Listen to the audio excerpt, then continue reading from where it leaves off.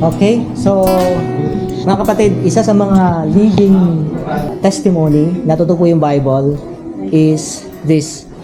Ito po yung pinaka-picture nila. Natagpuan nila dito po mismo sa Galilee kasi may time na nagpurong yung tubig. So na-discover nila yung boat na ito and they believe that this boat is way back to the time of Christ pa. Okay, yung mga sinasakyan, mga common na sinasakyan dito na mga disciples ng ating Panginoon.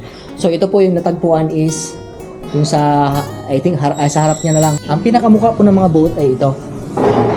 Ganito po yan. So ito yung common na boat na sinasakyan nila pag naglalayag po sila dito sa Galilee.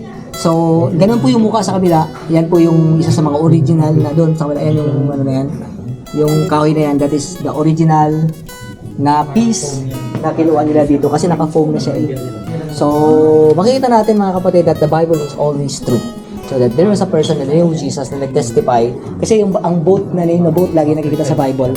And sabi ko kung nakapagsalita yung mga boat name, they can also say a great story about the Lord Jesus Christ. Siyempre isa diyan sa miracle yung he calmed the storm, di ba? Nung magkaroon ng storm dito mga kapatid. So, natakot yung mga disciples niya. Pero nung humingi sila ng tulong sa Panginoon, nung magising pa, kasi natutulog yung Panginoon, nung magising siya, sinaway niya yung hangin at yung alon. And then, suddenly, bumalik yung linaw ng dagat mga kapatid. Kaya nga sabi ng mga disciples, who are this person that the wind and the sea obey Him? Siyempre, that is the God who created.